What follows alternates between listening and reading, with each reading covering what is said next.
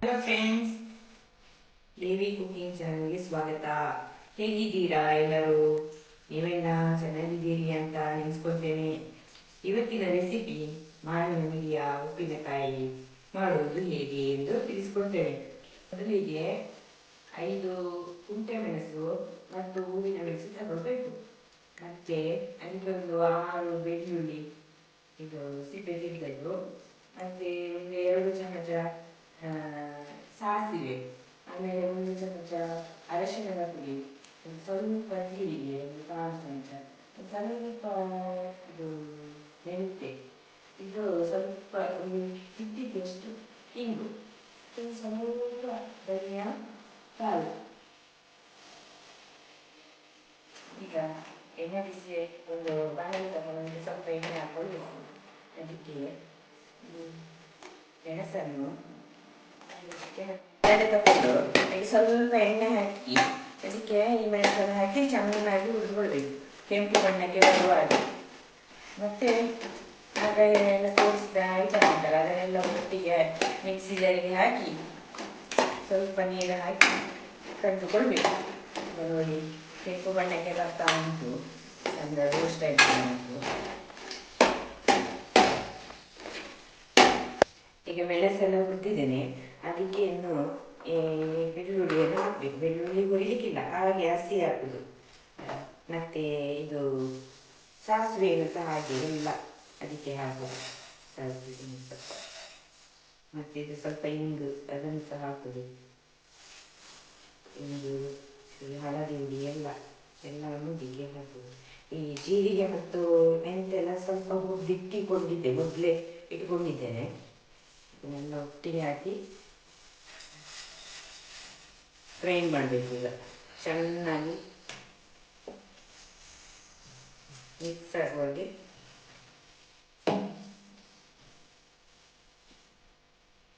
ಇವಾಗ ಎಲ್ಲ ಐಟಮ್ ಇದಕ್ಕೆ ಹಾಕೊಂಡಿದ್ದೇನೆ, ಸ್ವಲ್ಪ ನೀರು ಸಹ ಹಾಕೊಂಡಿದ್ದೇನೆ. ಇದನ್ನೀಗ ಸಣ್ಣಾಗಿ ರುಬ್ಬಬೇಕು.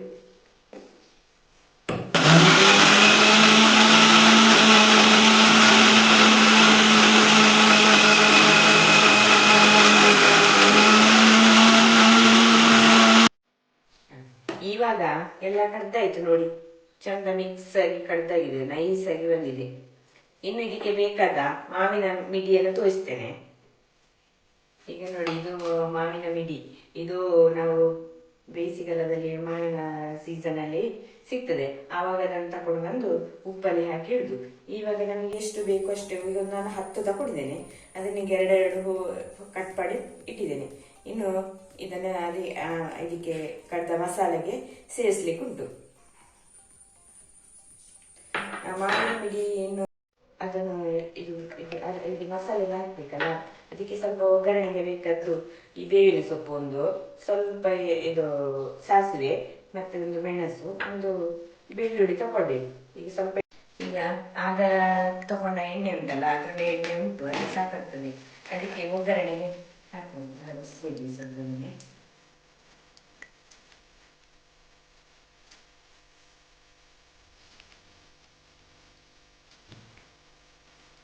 ಈಗ ನೋಡಿ, ಎಣ್ಣೆ ಬಿಸಿಯಾಗಿದೆ. ಎಣ್ಣೆಗೆ ಒಂದು ಬೆಳ್ಳುಳ್ಳಿ ಹಾಕುವ, ಮತ್ತೆ ಮೆಣಸು ಹಾಕುವ, ಸಾಸಿವೆ ಹಾಕುವ, ಚಂದ ಹುರಿಬೇಕು.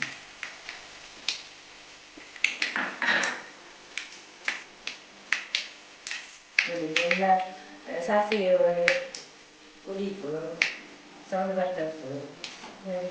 ಸ್ವಲ್ಪ ಬೇವಿನ ಸೊಪ್ಪು ಚಂದ ಸ್ಮೆಲ್ ಬರ್ತದೆ ಬೇವಿನ ಸೊಪ್ಪು ಹಾಕಿದ್ರೆ.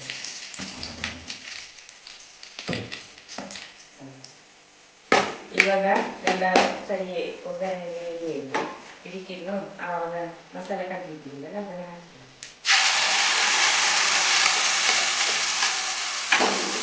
ಚಂದ ಕುದಿಬೇಕು. ಸ್ವಲ್ಪ ನೀರು ಹಾಕಿ ಕುದಿಬೇಕು.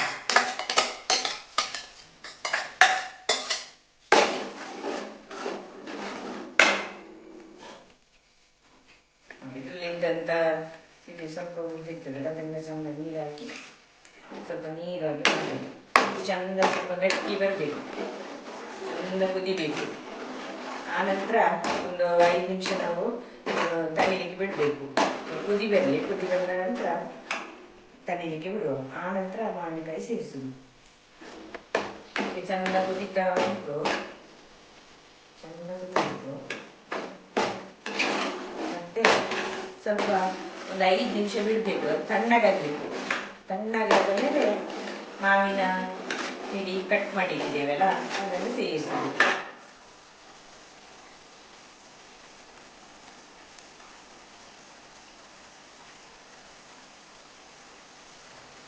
ಹೀಗೆ ಚಂದ ಕುದಿತಾ ಉಂಟು ನೋಡಿ. ಇನ್ನು ಸಾಕು, ಇಷ್ಟು ಗಟ್ಟಿ ಸಾಕು. ಇನ್ನು ಆಫ್ ಮಾಡುವ.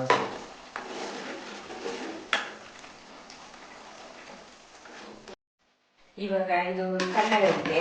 ಇನ್ನು ಇದನ್ನೊಂದು ಬೌಲಿಗೆ ಹಾಕೊಳ್ಳುವ.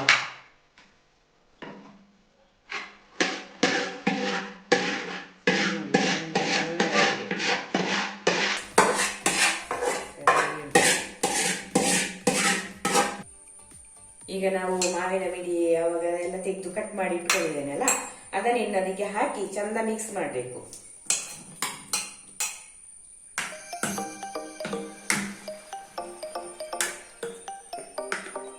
ನೋಡಿ, ಚಂದ ರಸ ತುಂಬ ಬಂದಿದೆ.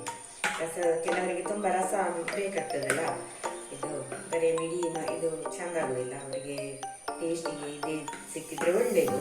ಹಾಗೆ ಇನ್ನು ಇದನ್ನೊಂದು ಬಾಟ್ಲು ತಗೊಳ್ಬೇಕು, ಅದಕ್ಕೆ ತುಂಬಿಸಿ ಇಡ್ಬೇಕು ಗಾಳಿ ಹೋಗಿ. ನಾನಿವಾಗ ಒಂದು ಗಾಜಿನ ಬಾಟ್ಲನ್ನು ತಗೊಂಡಿದ್ದೇನೆ. ಈ ಬಾಟ್ಲಿಗೆ ನೀವು ಬೇಕಾದ್ರೆ ಇದು ಪ್ಲಾಸ್ಟಿಕ್ ಇದು ಸಹ ತಗೊಳ್ಬೋದು, ಅದಕ್ಕೆ ತುಂಬಿಸಿ ಇಡ್ಬೋದು. ಚಂದ ತುಂಬಿಸಿ ಇಡ್ಬೇಕು. ಮತ್ತೆ ನೀವು ಕೂಡ ಟ್ರೈ ಮಾಡಿ, ಕಾಮೆಂಟ್ ಮೂಲಕ ತಿಳಿಸಿ. ಹಾಗೂ ಈ ವಿಡಿಯೋ ನಿಮಗೆ ಇಷ್ಟ ಆದಲ್ಲಿ ಸಬ್ಸ್ಕ್ರೈಬ್, ಲೈಕ್ ಆ್ಯಂಡ್ ಶೇರ್ ಮಾಡಲು ಮರಿಬೇಡಿ. ಸಿಗೋಣ.